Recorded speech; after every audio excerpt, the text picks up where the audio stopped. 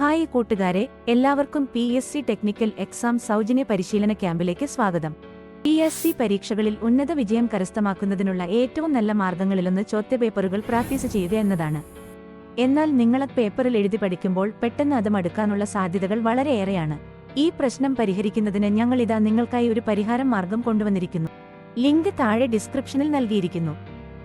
Constructional details of IC engine technical competitive exam സിലബസിലെ engine construction and related systems എന്ന മൊഡ്യൂളിൽ വരുന്ന ഒരു യൂണിറ്റ് ആണ് constructional details of IC engine. എഞ്ചിൻ്റെ കൺസ്ട്രക്ഷൻ എങ്ങനെയാണെന്നും അതിനുവേണ്ടി ഉപയോഗിച്ചിരിക്കുന്ന കമ്പോണൻറ്റുകൾ ഏതൊക്കെയാണെന്നും നമുക്ക് നോക്കാം.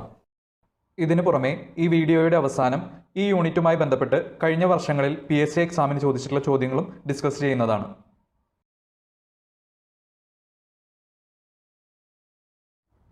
ഒരു IC എഞ്ചിൻ്റെ പുറമെയായി നമുക്ക് കാണുവാൻ സാധിക്കുന്ന പ്രധാനപ്പെട്ട കമ്പോണൻറ്റുകളാണ് cylinder head, cylinder block, crank case, oil sump എന്നിവ. ഈ 4 കമ്പോണൻറ്റുകളും കൂടി ചേർന്നാണ് എഞ്ചിൻ്റെ സ്ട്രക്ചർ ഫോം ചെയ്തിരിക്കുന്നത്. ഇതെല്ലാം സ്റ്റേഷനറി കമ്പോണൻസ് ആണ്. എഞ്ചിനകത്ത് വരുന്ന മൂവ് ചെയ്യുന്ന കമ്പോണൻസ് എല്ലാം ഈ സ്ട്രക്ചറിനകത്തായിട്ടാണ് വരുന്നത്. ആദ്യം നമുക്ക് ഈ സ്റ്റേഷനറി കമ്പോണൻറ്റുകളെ കുറിച്ച് ഡീറ്റെയിൽ ആയി നോക്കാം. അതിനുശേഷം എഞ്ചിനകത്ത് വരുന്ന മൂവ് ചെയ്യുന്ന കമ്പോണൻറ്റുകളെ കുറിച്ച് നോക്കാം.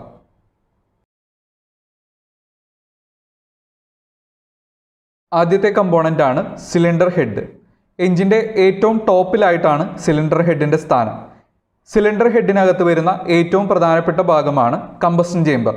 കമ്പസ്റ്റൻ ചേംബറിനകത്ത് വെച്ചാണ് ഫ്യൂവൽ ബേൺ ചെയ്യുന്നതും അതിനുശേഷം ഫ്യൂവലിൻ്റെ കെമിക്കൽ എനർജി ഹീറ്റ് എനർജിയായി കൺവേർട്ട് ചെയ്യപ്പെടുന്നത്. സിലിണ്ടർ ഹെഡിനോടൊപ്പം ഫിറ്റ് ചെയ്തിരിക്കുന്ന മറ്റ് പല കമ്പോണൻറ്റുകളാണ് സ്പാർക്ക് പ്ലഗുകൾ, ഗ്ലോ പ്ലഗുകൾ, ഇഞ്ചക്ടറുകൾ, വാൽവ് ആക്ച്വേറ്റിംഗ് മെക്കാനിസം എന്നിവ. എഞ്ചിൻ ഹെഡിലെ കമ്പസ്റ്റൻ ചേംബറിനകത്ത് വെച്ചാണ് ഫ്യൂവൽ ബേൺ ചെയ്യുന്നത്. അതുകൊണ്ട് തന്നെ എഞ്ചിൻ്റെ തന്നെ ഏറ്റവും ഹീറ്റ് കൂടിയ ഒരു റീജിയനാണ് എഞ്ചിൻ ഹെഡ്. ഇതിനെ തണുപ്പിക്കുന്നതിന് വേണ്ടി എഞ്ചിൻ ഹെഡിൽ ഉള്ളു പൊള്ളയായ ഭാഗങ്ങൾ നൽകിയിരിക്കുന്നു. ഈ ഭാഗത്തു കൂടിയാണ് കൂളിംഗ് വാട്ടർ പാസ് ചെയ്യുന്നത്. ഇതിനെ വാട്ടർ ജാക്കറ്റ് എന്നാണ് പറയുന്നത്.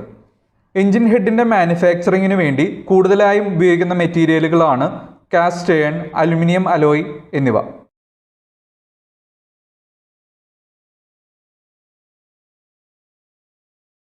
സിലിണ്ടർ ഹെഡിന് തൊട്ട് താഴെയായി കാണുന്ന കമ്പോണൻ്റ് ആണ് സിലിണ്ടർ ബ്ലോക്ക്. അതിനും താഴെയായിട്ടാണ് ക്രാങ്ക് കേസ് എന്ന കമ്പോണൻ്റ് വരുന്നത്. പുതിയ വാഹനങ്ങളിലെല്ലാം എഞ്ചിനിൽ സിലിണ്ടർ ബ്ലോക്കും ക്രാങ്ക് കേസും ഒരൊറ്റ യൂണിറ്റ് ആയിട്ടാണ് കാണപ്പെടുന്നത്. ഒരു സിലിണ്ടർ ബ്ലോക്കിൻ്റെ പ്രധാനപ്പെട്ട ഫംഗ്ഷൻ എഞ്ചിനുമായി ബന്ധപ്പെട്ട് വരുന്ന കമ്പോണൻറ്റുകളെ ഉൾക്കൊള്ളുക എന്നതാണ്. സിലിണ്ടർ ബ്ലോക്കിലാണ് പിസ്റ്റണിനെ അക്കോമഡേറ്റ് ചെയ്യുന്നതിനാവശ്യമായ സിലിണ്ടറിക്കൽ ഷേപ്പ് ബോർ ചെയ്ത് നൽകിയിരിക്കുന്നത്. ഈ ബോർ ചെയ്ത് നൽകിയിരിക്കുന്ന സിലിണ്ടറുകൾക്ക് ചുറ്റുമായി ഹീറ്റ് ഡിസിപ്പേറ്റ് ചെയ്യുന്നതിനാവശ്യമായ വാട്ടർ ജാക്കറ്റ് നൽകിയിരിക്കുന്നു. സിലിണ്ടർ ബ്ലോക്കിന് താഴെയായി വരുന്ന ക്രാങ്ക് കേസിലാണ് ക്രാങ്ക് ഷാഫ്റ്റുകളെ ഫിക്സ് ചെയ്യുന്നത്. യഥാർത്ഥത്തിൽ ക്രാങ്ക് ഷാഫ്റ്റിനെ പൊതിഞ്ഞു വരുന്ന ഒരു ആവരണത്തിനെയാണ് ക്രാങ്ക് കേസ് എന്നതുകൊണ്ട് ഉദ്ദേശിക്കുന്നത്. എഞ്ചിൻ സിലിണ്ടറുകളെ പ്രധാനമായും രണ്ടായിട്ടാണ് തരംതിരിച്ചിട്ടുള്ളത്: സിംഗിൾ സിലിണ്ടർ എഞ്ചിനുകളും മൾട്ടി സിലിണ്ടർ എഞ്ചിനുകളും. സിംഗിൾ സിലിണ്ടർ എഞ്ചിൻ എന്നാൽ അതിനകത്ത് ഒരു സിലിണ്ടർ മാത്രമാണ് ഉണ്ടായിരിക്കുക. എന്നാൽ മൾട്ടി സിലിണ്ടർ എഞ്ചിനിൽ ഒരൊറ്റ ബ്ലോക്കിനകത്ത് തന്നെ ഒന്നിൽ കൂടുതൽ സിലിണ്ടറുകൾ ഉണ്ടായിരിക്കും. ക്യൂബിക് കപ്പാസിറ്റി കുറഞ്ഞ വാഹനങ്ങളിൽ, അതായത് 2 വീലറുകളിലും 3 വീലറുകളിലും മറ്റുമാണ് സിംഗിൾ സിലിണ്ടറുകൾ ഉപയോഗിക്കുന്നത്. എന്നാൽ ക്യൂബിക് കപ്പാസിറ്റി കൂടിയ വാഹനങ്ങളായ 4 വീലറുകളിലും മറ്റും എഞ്ചിൻ കൂടുതൽ ബാലൻസായി പ്രവർത്തിക്കുന്നതിന് വേണ്ടി സിംഗിൾ സിലിണ്ടറിന് പകരം മൾട്ടി സിലിണ്ടറുകളാണ് ഉപയോഗിക്കുന്നത്.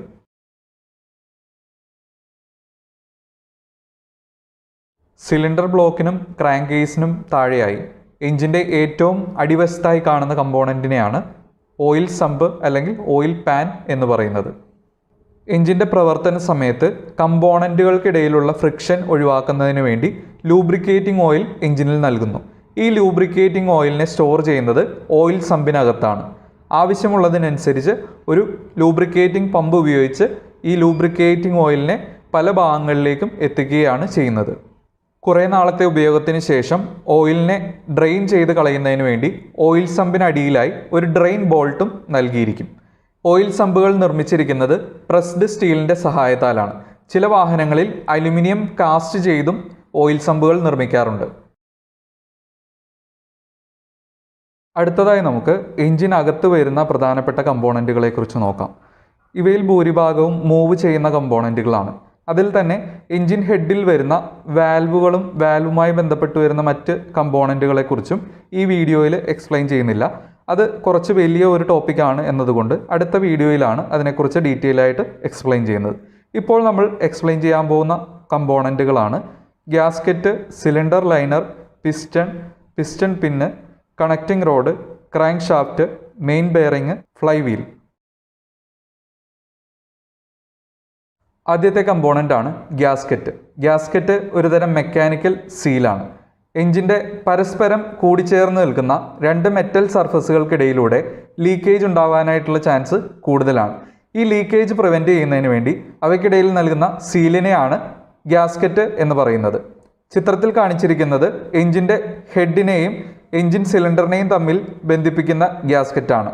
ഈ ഗ്യാസ്കറ്റിനെ എഞ്ചിൻ ഹെഡ് ഗ്യാസ്കറ്റ് എന്നാണ് പറയുന്നത്. ഇത്തരത്തിൽ എഞ്ചിൻ്റെ വിവിധ ഭാഗങ്ങളിലായി പലതരം ഗ്യാസ്കറ്റുകൾ ഉപയോഗിക്കുന്നു. അവയിൽ ചിലതാണ് coolant pump gasket, oil sump gasket, manifold gasket എന്നിവ. ഗ്യാസ്കറ്റുകളുടെ സഹായത്താൽ എഞ്ചിനിൽ നിന്നുള്ള കൂളൻറ്റിൻ്റെ ലീക്കേജ്, ഓയിലിൻ്റെ ലീക്കേജ്, ഹൈ പ്രഷർ എക്സോസ്റ്റ് ഗ്യാസിൻ്റെ ലീക്കേജ് എന്നിവ തടയുന്നതിന് സാധിക്കുന്നു.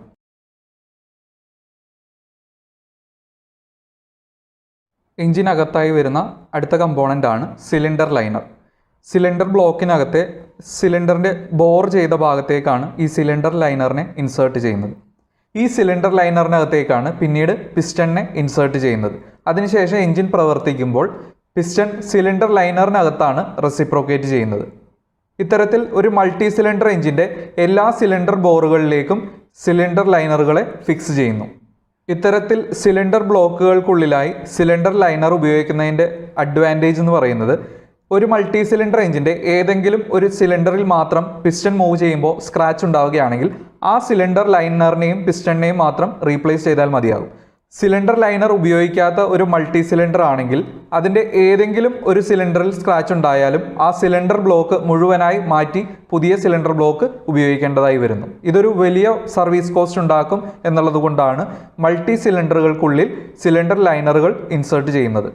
സിലിണ്ടർ ലൈനറിൻ്റെ മാനുഫാക്ചറിങ്ങിന് വേണ്ടി ഉപയോഗിക്കുന്ന മേജറായിട്ടുള്ള മെറ്റീരിയലാണ് കാസ്റ്റ് അയൺ. അതുപോലെ തന്നെ സിലിക്കൺ, മാംഗനീസ്, നിക്കൽ, ക്രോമിയം എന്നിവ അടങ്ങുന്ന അയണിൻ്റെ അലോയ്സും ഇതിനുവേണ്ടി ഉപയോഗിക്കാറുണ്ട്.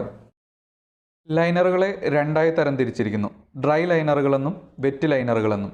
ഡ്രൈ ലൈനറിൻ്റെ ഔട്ടർ സർഫസും ഇന്നർ സർഫസും പോളിഷ്ഡ് കണ്ടീഷനിലായിരിക്കും.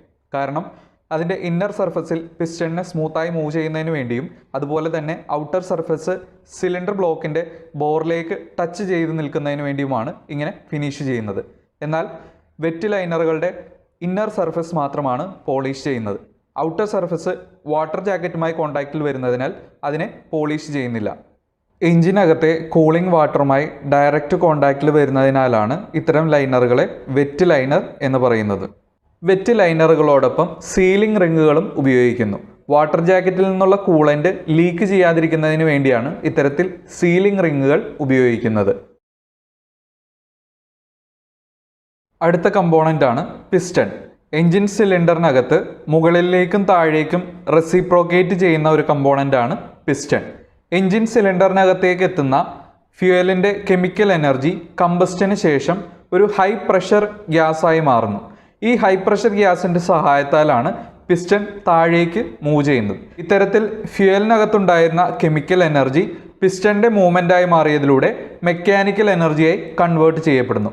ഈ മെക്കാനിക്കൽ എനർജി പിസ്റ്റണിൽ നിന്നും കണക്റ്റിംഗ് റോഡ് വഴി ക്രാങ്ക് ഷാഫ്റ്റിലേക്ക് എത്തുകയും ആ റൊട്ടേഷൻ ക്രാങ്ക് ഷാഫ്റ്റിൽ നിന്നും ട്രാൻസ്മിഷൻ സിസ്റ്റം കമ്പോണൻറ്റുകളുടെ സഹായത്താൽ വീലിലേക്ക് എത്തുകയും വാഹനം ചലിക്കുകയുമാണ് ചെയ്യുന്നത്.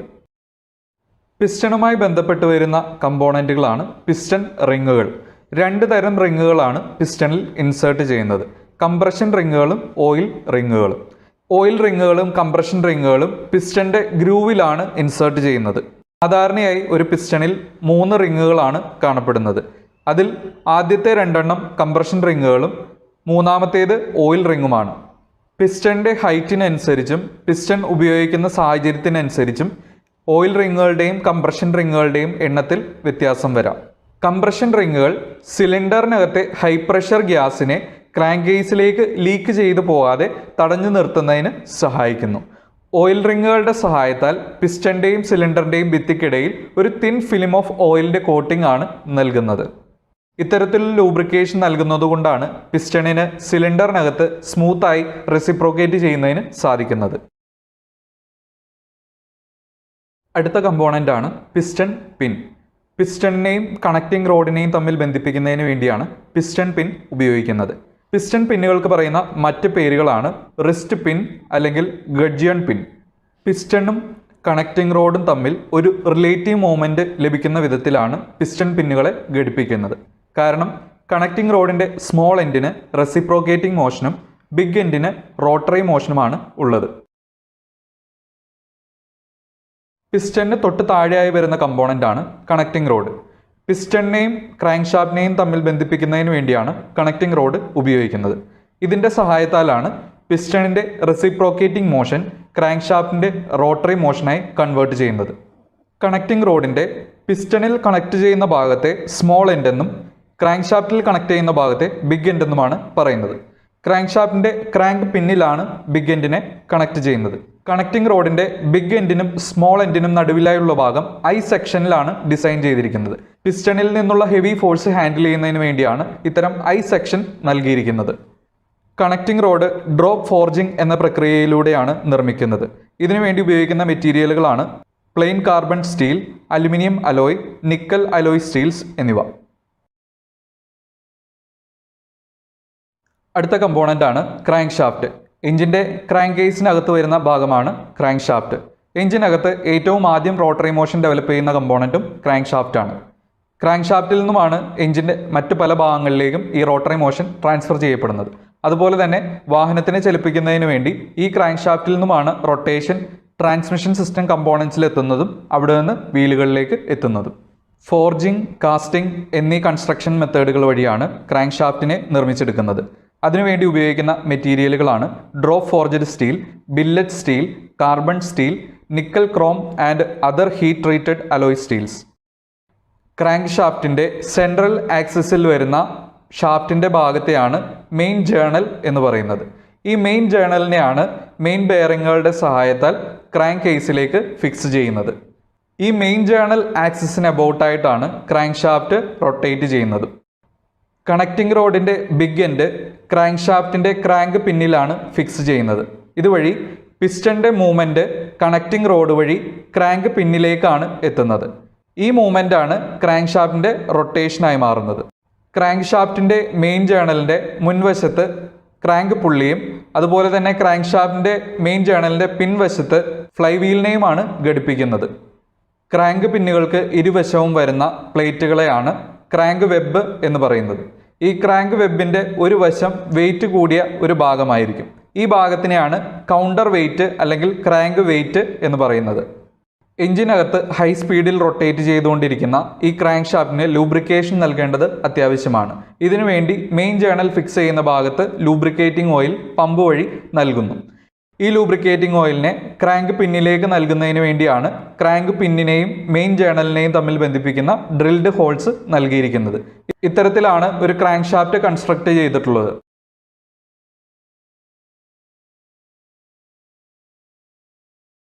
അടുത്ത കമ്പോണൻ്റ് ആണ് മെയിൻ ബെയറിങ്ങുകൾ.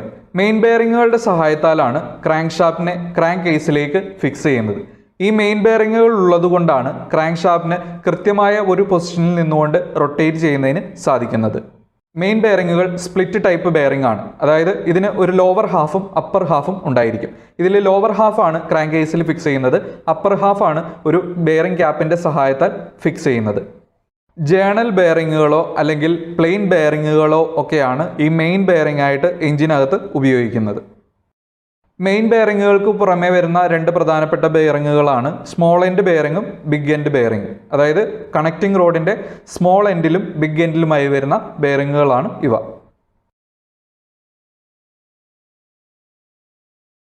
IC എഞ്ചിൻ കൺസ്ട്രക്ഷൻ എന്ന ടോപ്പിക്കുമായി ബന്ധപ്പെട്ട് വരുന്ന അവസാനത്തെ കമ്പോണൻ്റ് ആണ് ഫ്ലൈ വീൽ. ക്രാങ്ക് ഷാഫ്റ്റിൻ്റെ റിയർ എൻഡിലായിട്ടാണ് ഫ്ലൈ വീലിനെ ഘടിപ്പിക്കുന്നത്. ഇതിനുവേണ്ടി ക്രാങ്ക് ഷാഫ്റ്റിൻ്റെ റിയർ എൻഡിലായി ഒരു ഫ്ലൈ വീൽ ഫ്ലാഞ്ച് നൽകിയിരിക്കുന്നു. ഫ്ലൈ വീലുകൾ ഭാരം കൂടിയ മെറ്റൽ ഡിസ്കുകളാണ്. സാധാരണയായി കാസ്റ്റ് അയൺ ആണ് ഇത്തരം ഫ്ലൈ വീലുകളുടെ മാനുഫാക്ചറിങ്ങിന് വേണ്ടി ഉപയോഗിക്കുന്നത്. ഫ്ലൈ വീലിൻ്റെ പ്രധാനപ്പെട്ട ഫംഗ്ഷൻ പവർ സ്ട്രോക്കിൽ ഉണ്ടാകുന്ന എനർജിയെ സ്റ്റോർ ചെയ്യുക എന്നതും അതുപോലെ തന്നെ ഈ എനർജിയെ മറ്റ് സ്ട്രോക്കുകളായ സക്ഷൻ, കംപ്രഷൻ, എക്സോസ്റ്റ് എന്നിവയുടെ പ്രവർത്തനത്തിന് വേണ്ടി ഉപയോഗിക്കുക എന്നതുമാണ്. ഇതേ ഫ്ലൈ വീലിൽ തന്നെ ഒരു റിംഗ് ഗിയറും നൽകിയിരിക്കുന്നു. സ്റ്റാർട്ടിംഗ് മോട്ടറിന് എൻഗേജ് ചെയ്യുന്നതിന് വേണ്ടിയിട്ടാണ് ഇത്തരം റിംഗ് ഗിയർ നൽകിയിരിക്കുന്നത്. അടുത്തതായി നമുക്ക് കഴിഞ്ഞ വർഷങ്ങളിൽ ഈ യൂണിറ്റുമായി ബന്ധപ്പെട്ട് PSC എക്സാമിന് ചോദിച്ചിട്ടുള്ള ചോദ്യങ്ങൾ നോക്കാം.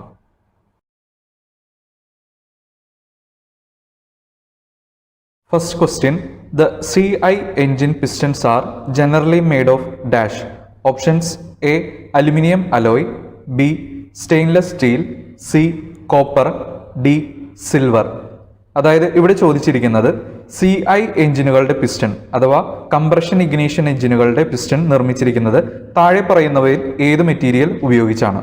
ശരിയായ ഉത്തരം option A aluminium alloy.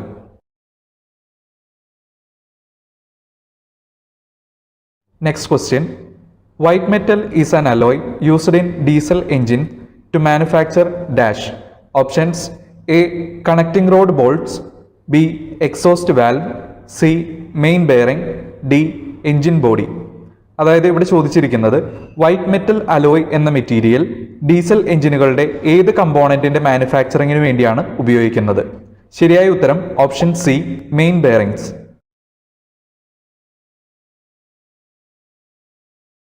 Next question, cylinder liners are subjected to extreme heat of combustion and it has to permit the piston and piston rings with minimum friction. The material used for making liners is dash. Options: A heat resistant steel, B closed grained cast iron, C copper alloy, D cast aluminium. ഇവിടെ ചോദിച്ചിരിക്കുന്നത് cylinder ലൈനറുകൾ എഞ്ചിന്റെ പ്രവർത്തന സമയത്ത് വളരെയധികം ഹീറ്റിന് വിധേയമാകുന്ന ഒരു component ആണ്. എന്നാൽ ഇതിനകത്തുകൂടി പിസ്റ്റന്റെയും piston റിങ്ങുകളുടെയും സുഗമമായ മൂവ്മെന്റ് നടക്കുന്നതിന് വേണ്ടി ഏത് തരം മെറ്റീരിയൽ ഉപയോഗിച്ചാണ് സിലിണ്ടർ ലൈനറുകൾ നിർമ്മിക്കുന്നത്? ശരിയായ ഉത്തരം option B close grain cast iron.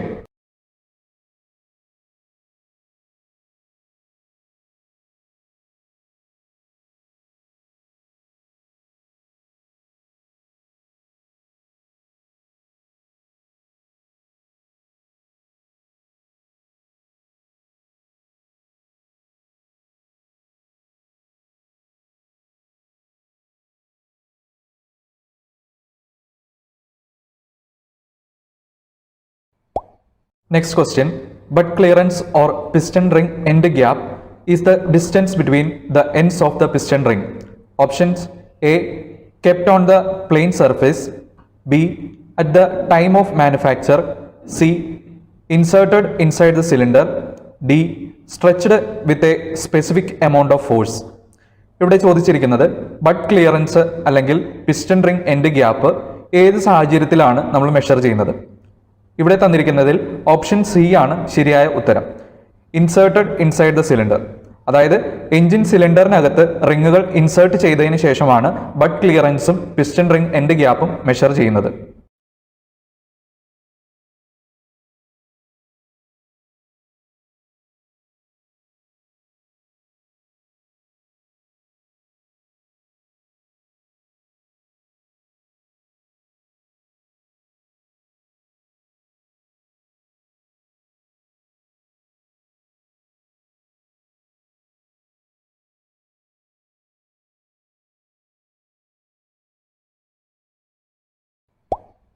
Next question, a 4-stroke 6-cylinder inline compression ignition engine is running at 400 rpm, then the engine camshaft is running at dash.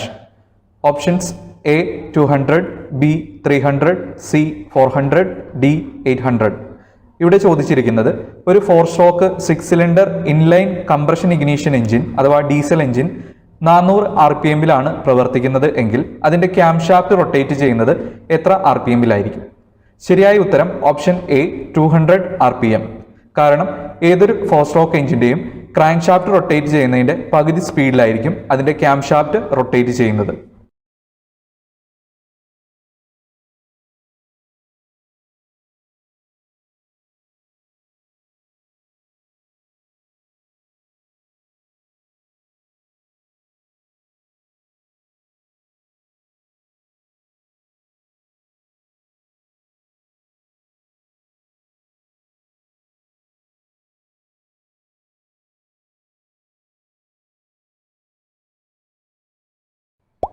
Next question.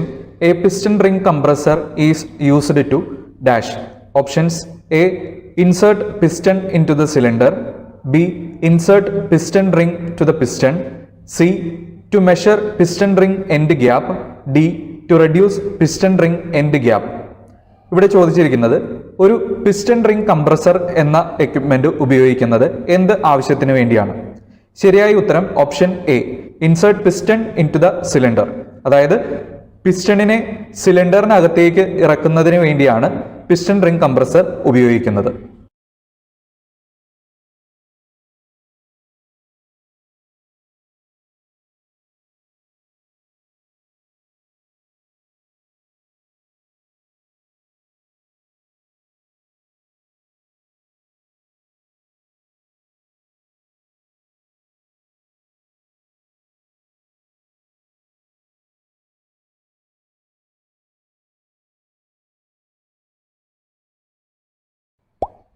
Next question. Gaskets are used to dash. Options: A. Prevent any leakage of fluid. B. Seals out pressure. C. Takes up space as shim. D. Any of the above.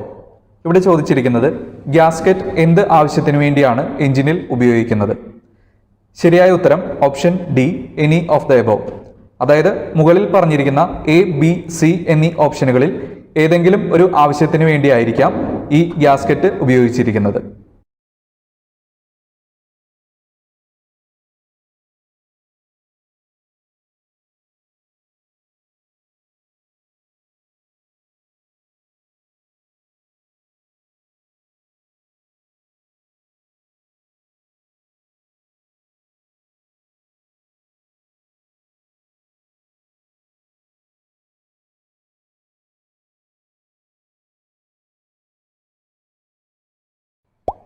Next question. Piston rings are provided to dash. Options: A. Completely seal the combustion gas. B. Hold the piston concentric to cylinder walls. C. Hold a fine oil film on the cylinder walls. Option D. Both A and C. ശരിയായ ഉത്തരം option D, both A and C. Option എയിൽ പറഞ്ഞിരിക്കുന്നത് പോലെ completely seal the combustion gas, അതായത് compression റിങ്ങുകൾ combustion ഗ്യാസിനെ seal ചെയ്യുന്നതിന് വേണ്ടി ഉപയോഗിക്കുന്നു. ഓപ്ഷൻ സിയിൽ പറഞ്ഞിരിക്കുന്നത് പോലെ hold a fine oil film on cylinder walls, അതായത് പിസ്റ്റണിനോടൊപ്പം ഉപയോഗിക്കുന്ന ഓയിൽ റിങ്ങുകൾ സിലിണ്ടർ വാളിൽ ഒരു തിൻ ഓയിൽ ഫിലിമും ക്രിയേറ്റ് ചെയ്യുന്നതിന് സഹായിക്കുന്നു.